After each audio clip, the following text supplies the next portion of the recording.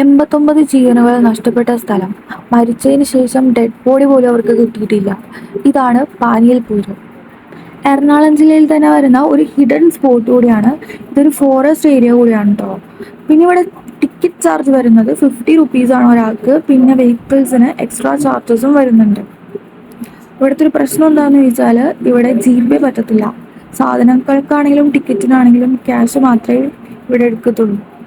നമ്മൾ പോകുന്നത് തന്നെ ഫോറസ്റ്റ് ഏരിയയിൽ കൂടി തന്നെയാണ്. പിന്നെ അത്യാവശ്യം കുറച്ച് നടക്കാനൊക്കെ ഉണ്ട്.